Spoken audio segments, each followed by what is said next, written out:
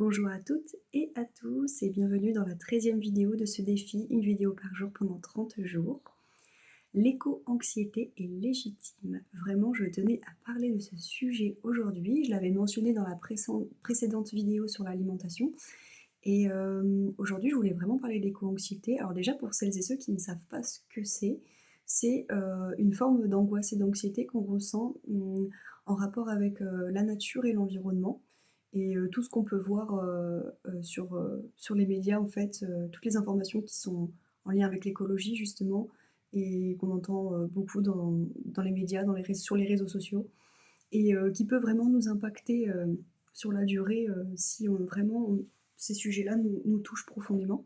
Et bien souvent, ce sont des personnes assez empathiques, assez sensibles. Et, on retrouve beaucoup d'ailleurs les hypersensibles qui sont concernés par l'éco-anxiété. Et vraiment, je tenais à dire que cette éco-anxiété, elle est vraiment légitime et il ne faut pas se culpabiliser par rapport à ça, parce que vraiment, hem, ce qu'on voit à travers les médias à longueur de journée, ce qu'on entend et cetera, la logique même de la société dans laquelle on vit actuellement n'est très clairement pas en faveur de la nature et de l'environnement. On est des sociétés où on est extrêmement coupé de notre nature profonde et de l'environnement qui nous entoure. C'est vrai que l'être humain actuellement a tendance à penser qu'il est en dehors de ça, qu'il est quelque chose à part, de qui ne fait pas forcément véritablement hem, partie de la nature finalement. Et on a l'impression d'être un peu coupé de tout ça, comme si on était quelque chose d'à part, alors qu'en réalité, nous sommes la nature, hein, on en fait partie. Et c'est aussi de ça dont souffrent, en général toutes les personnes qui ressentent de l'éco-anxiété, c'est qu'on voit que la nature se dégrade à certains moments, à certains endroits, qu'on n'en prend pas soin comme il le faudrait, que notre rapport au monde et au vivant est dégradé, et on en a une image complètement faussée. Et vraiment, je tenais à dire que cette éco-anxiété est totalement légitime, qu'il ne faut absolument pas vous culpabiliser avec ça. Mais mon premier, peut-être qu'un conseil que j'aurais à donner, c'est, et j'en ai parlé d'ailleurs sur la vidéo avec stop immédiatement les réseaux sociaux, que vous pouvez retrouver. C'était la vidéo numéro, je ne sais plus. C'était la vidéo, je crois, numéro 6, quelque chose comme ça. Oui, non, c'était la vidéo 4. La vidéo 4 sur les réseaux sociaux. Donc, mon conseil, c'était réellement de s'éloigner de tout ça quand on fait de l'angoisse, quand on fait de l'anxiété généralisée, des troubles paniques. C'était de vraiment stopper un petit peu toutes les sources d'informations qui pouvaient être anxiogènes pour nous. Et en l'occurrence, pour l'éco-anxiété, ça va être la même chose. Moi, je dirais qu'il est important de prendre du recul, de se couper un peu de tous de tout ce qu'on entend partout, et que ce soit dans les réseaux sociaux ou ailleurs. Et réellement, ce qui peut faire vraiment du bien pour les personnes qui souffrent un peu de cette éco-anxiété, c'est de s'engager finalement. Si c'est bien sûr dans vos moyens, c'est de s'engager par exemple dans une association, ou de réaliser d'ailleurs ses propres projets, hein, par rapport à ça. Si ça vous tient à cœur, moi je sais que j'avais par exemple beaucoup participé à des chantiers un petit peu participatifs, nettoyage de la nature, ou même si ça ça vous tient à cœur, il y a énormément de réseaux alternatifs qui proposent par exemple des chantiers participatifs, par exemple, sur l'habitat écologique, où vous pouvez apprendre à construire des maisons écologiques, un peu atypiques, mais c'est très, très sympa parce que finalement on apprend plein, plein de techniques différentes, de manière écologique et avec des matériaux complètement naturels. Et puis, ça peut, je pense que ça peut vraiment grandement soulager cette angoisse profonde de savoir que on peut faire soi-même des choses qui correspondent à nos valeurs, à nos besoins profonds et à notre vision qu'on a de la vie et de l'environnement, de la nature. Et moi j'avais participé à tout ça, et d'ailleurs, ce n'est pas pour rien à mon avis que mon premier métier était très en lien avec, la nature et l'environnement, puisque, Moi, depuis toute petite, je suis aussi hypersensible et j'ai toujours voulu travailler avec la nature et les animaux parce que finalement, j'étais très, très connectée à ça depuis toute petite et donc forcément, j'ai fait moi aussi de l'éco-anxiété quelque part, mais ça s'est vraiment manifesté. Peut-être que vous vous reconnaîtrez dans ce témoignage-là, hein. C'est que, moi, en fait, ça s'est manifesté plus par, au départ de la colère, mais vraiment de beaucoup, beaucoup de colère envers justement ce que l'être humain était capable de faire, envers les animaux et envers la nature et donc du coup, j'étais assez dans la combativité, assez engagée, j'en parlais beaucoup, je me rappelle, sur Facebook à l'époque, je mettais beaucoup d'articles, de vidéos, heu, c'est vrai que je m'insurgeais énormément sur beaucoup, beaucoup de sujets qui me révoltaient, profondément à l'intérieur de moi et ce n'est pas pour rien du coup que mon premier métier, s'est naturellement tourné vers, les animaux et la nature et j'ai, réalisé, on peut dire, en fait, finalement, ce rêve d'enfant, qui était de devenir, soigneur animalier et bon après évidemment avec le temps et voilà la maturité, les projets mûrissent et ma vision s'est encore, transformée et j'ai bien compris que ce n'était pas un métier qui était réellement, en qui respectait totalement mes valeurs et mes convictions et donc du coup, je me suis tournée vers autre chose, comme aujourd'hui la naturopathie, hem dans la relation de prendre soin et de prendre soin de l'autre et se reconnecter à sa nature profonde, à ses besoins. Puisque finalement, moi, ce que je m'étais toujours dit, c'est que: «OK Marie, tu veux sauver la planète, tu veux sauver les animaux, mais tu vois bien que, à ton échelle, avec ce que tu fais, actuellement, ça ne suffira pas» et j'étais un petit peu déboussolée dans cette période où je m'étais rendu compte que finalement ce métier ne correspondait absolument pas à l'image que je m'en étais fait quand j'étais enfant, puisque finalement il y a un grand écart quand même entre ce qu'on idéalise étant enfant et la réalité de la vie. Et donc ce milieu-là, ne me convenait absolument plus, donc j'ai décidé d'en sortir. Alors que finalement j'aurais pu rester, complètement, j'ai eu des opportunités qui faisaient que j'aurais pu continuer à travailler dans ce milieu, mais c'est moi-même qui ai pris, enfin qui ai eu, quelque part le courage de sortir de ça et de me dire: «Non, il faut que j'aille chercher autre chose». Donc et c'est vrai qu'après, bah, je m'étais, pendant toute cette période, je m'étais engagée, beaucoup, j'avais fait, travailler aussi pour la LPO, qui est la Ligue de protection des oiseaux, mais ça, vous savez, vous pouvez très, très bien, le faire en tant heu, en tant que personne, je veux dire dans de la vie de tous les jours. Vous pouvez vous engager dans des associations et il y a énormément de choses à faire. Il y a beaucoup de gens qui aussi, «militent un peu» entre guillemets, pour, une agriculture plus souveraine en fait, plus respectueuse de la nature, donc sans intrants, chimiques et voilà. Hem, Qu'est-ce que je voulais vous dire également? Oui, parce que finalement cette éco-anxiété, elle est oui voilà, c'est ça que je voulais vous dire aussi. J'avais perdu le fil un peu. C'est que finalement je m'étais dit: «Oui Marie, tu veux sauver la planète, tu veux sauver les animaux, c'est bien, mais tu vois bien que, heu, ça il y a quelque chose qui cloche, qui va pas et il y a autre chose à faire, heu, avant même de sauver, les animaux et la planète, c'est que peut-être qu'il faudrait s'occuper de l'être humain» et je me rappelle même m'être dit, «Faudrait peut-être, avant de pouvoir sauver les animaux et la planète, sauver la folie, des hommes». Des hommes avec un grand H, hein, bien évidemment, mais parce qu'effectivement, en fait, on est tellement totalement, coupés, de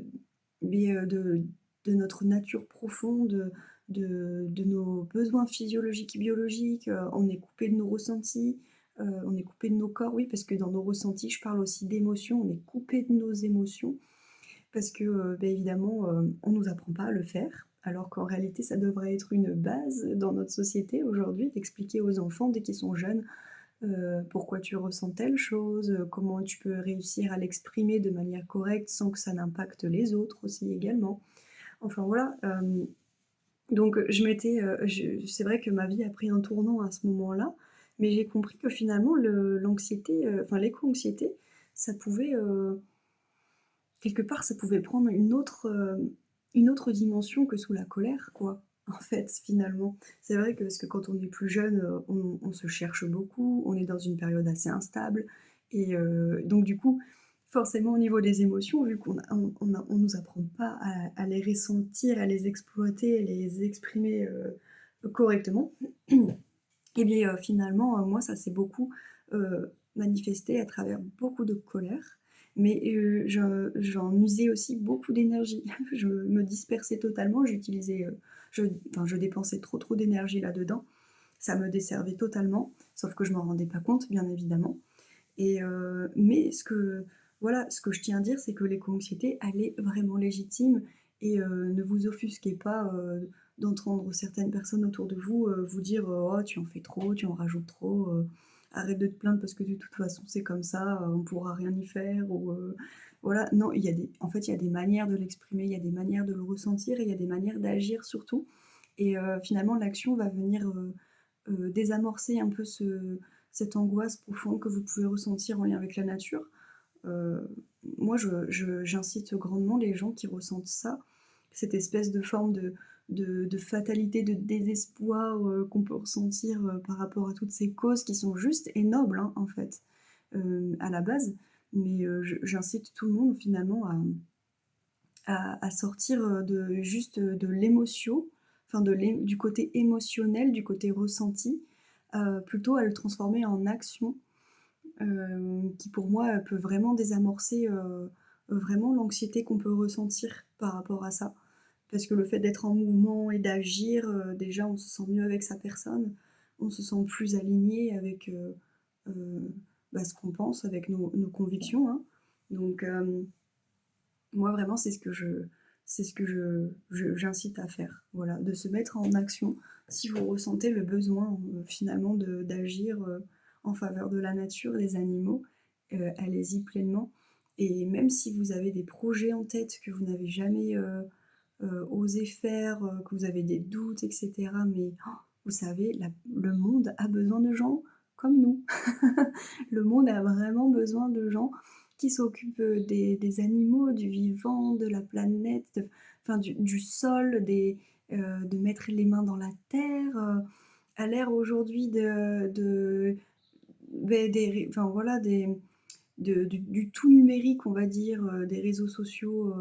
enfin à tout va, où on est hyper connecté sans arrêt, tout va trop vite et cetera. J'ai l'impression que, on prend plus le temps en fait de revenir à l'essentiel, et dans une autre vidéo, je parlais de simplicité, mais on manque cruellement de simplicité aujourd'hui, et c'est vrai que juste ne serait-ce que, cultiver son jardin, c'est juste, une activité incroyable et qui apporte énormément de connaissances, et on prend le temps aussi d'observer les choses, d'observer juste ce qui se passe, autour de notre maison, en fait, finalement, d'observer toute la biodiversité qu'il y a, juste là dans notre jardin, d'observer comment les plantes poussent, et surtout quel genre de plantes poussent de manière sauvage, parce qu'on se rend compte, c'est ça qui est aussi incroyable et que je trouve passionnant, c'est que, on peut vite se rendre compte que les plantes sauvages qui poussent, juste là derrière chez nous ou dans notre jardin, correspondent totalement à nos besoins, aux besoins enfin oui, à ce dont on a vraiment besoin sur le moment. Je trouve ça assez passionnant, et il y a matière à dire et à faire. Enfin vraiment là-dedans, et si vous avez des projets quelconques, en rapport avec, la nature, l'humain, il est très urgent finalement de replacer l'humain au cœur de nos sociétés aujourd'hui. Hem, on voit de plus en plus de gens anxieux, de gens, heu, avec de la dépression, des burn-out, là ça atteint quand même un certain niveau, assez effroyable je trouve, et finalement, la nature là-dedans, dans la vidéo justement où je parlais de la nature, sur, la 5e vidéo du coup, se reconnecter à la nature, bah, j'en parlais en fait. On a besoin de ça. On a besoin de ça simplement, de se reconnecter à ça, de prendre le temps d'aller se balader, de respirer, l'air, de la nature, ça remémore souvent, bah, d'ailleurs beaucoup de souvenirs, des souvenirs heureux d'enfance, et voilà. Donc c'est tout ce dont j'avais besoin de dire aujourd'hui et que je voulais partager. C'est que finalement, si vous ressentez de l'anxiété parce que vous êtes une personne sensible, voire hypersensible, que vous avez beaucoup, vous êtes très empathe et que la nature, vous fait du bien et que ce sont une cause, l'écologie, voilà, est une cause pour vous, importante, eh bien, n'ayez pas peur d'agir parce que, sachez-le, tout n'est pas perdu. Mais absolument pas. Et d'ailleurs, souvent, dans les médias, on entend beaucoup de trucs, assez alarmants et très fatalistes et voilà. Mais sachez une chose, hein, enfin, faut bien se rappeler que, la nature, la planète, elle a pas besoin de nous, hein. Nous, on court peut-être à notre perte, mais en tout cas, la planète et la nature, elle est très résiliente, elle a une capacité de résilience incroyable et qu'on le veuille ou non, hein, elle a pas besoin de nous. Donc même si un jour nous on n'est plus là, très, concrètement, la nature, survivra, hein. La planète, elle va continuer à faire sa vie, sans nous, hein, s'il le faut. Mais voilà, il faut vraiment, je pense, se rappeler ça, c'est important que, il se passera ce voilà, il se passera ce qui se passera, mais en tout cas, nous, voilà, on a besoin d'elle, mais elle, elle a pas besoin de nous. C'est tout. Et donc vraiment, je vous incite, à agir, et à faire ce que vous avez envie de faire, ce qui vous semble juste. N'ayez pas peur, faites-le et même sous forme associative, dans votre vie de tous les jours, hein. On n'est pas obligé d'en faire un métier parce que voilà, c'est ça, moi, quand j'étais jeune, plus jeune, je pensais que, il fallait absolument que ce soit ça ma vie dans le sens, professionnel, gagner ma vie, entre guillemets. Alors j'aime pas trop ce terme «gagner sa vie», mais, gagner de l'argent, heu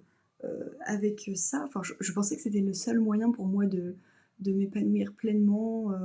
de voilà. Mais finalement, il y a d'autres façons de faire, quoi. On n'est pas obligé d'en faire son métier. On peut très bien agir à côté. On peut très bien, rentrer chez soi le soir et aller au jardin et voilà. On peut très bien le week-end participer à des actions, avec des associations ou même organiser son propre projet. Moi, je me rappelle, il y a une période, j'avais très envie, alors ça s'est pas fait, mais j'avais très envie de faire des chantiers participatif, de tout ce qui est nettoyage, de la nature, que ce soit des plages, d'ailleurs, sur les plages, moi, quand j'habitais encore en Vendée, je voyais bien, hein, tous les hivers avec, les fortes tempêtes qui arrivent sur les plages, il y a plein de déchets partout, tout est remué, en fait, tout remonte et tout est, balayé directement et ramené sur les plages et ça m'avait choquée à ce moment-là parce que je m'étais dit: «Mais c'est une catastrophe, en fait, tout ce qu'il y a sur les plages, c'est fou!» Et de se dire à quel point il y a des déchets partout, surtout du plastique, c'est un vrai fléau et je voulais en fait, mettre la main à la pâte et ça s'est pas fait pour plein de raisons différentes, mais en fait en soi, rien ne nous empêche non plus, nous tout seuls, d'aller se balader, d'avoir un sac, poubelle, voilà et d'aller faire son ramassage de si ça peut nous soulager la conscience, mais voilà, je vois pas ce qui nous empêche de le faire concrètement, à part le regard des autres, si ça nous impacte dans la vie de tous les jours. Mais et alors, en plus, qu'est-ce qu'on s'en fiche franchement? J'ai envie de dire, qu'est-ce qu'on en a rien à faire de ce que peuvent penser les gens, mais si ça peut soulager votre conscience, hésitez pas à faire des actions qui soient en faveur pour l'environnement, quoi. Et en tout cas, cette anxiété, cette angoisse qu'on peut ressentir pour la nature, l'éco-anxiété, moi je trouve qu'elle est complètement légitime et il faut se méfier simplement de tout ce qu'on entend, à droite et à gauche dans les réseaux sociaux, surtout. Hem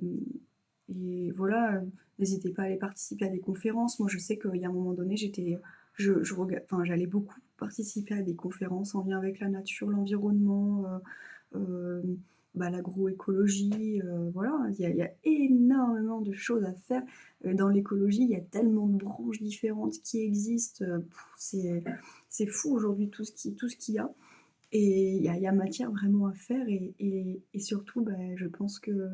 heu, on a besoin enfin, «l'humanité» entre guillemets a besoin de gens comme nous quoi, qui sommes sensibles sur ces trucs-là. Donc voilà, si vous voulez en discuter d'ailleurs, n'hésitez pas. Vous pouvez même laisser un petit commentaire, juste en dessous, de la vidéo et si vous voulez, ne serait-ce que discuter, partager, vous pouvez aussi me contacter via, ma boîte mail, qui est sur directement vous le trouverez sur, vous trouverez l'adresse sur le site internet et que, bah, le site internet est indiqué aussi également en dessous de la vidéo. Donc hésitez pas à me contacter si vous avez besoin de discuter au sujet de l'éco-anxiété ou autre, même de l'anxiété, hein, que vous ressentez actuellement, des crises d'angoisse, de panique, voilà.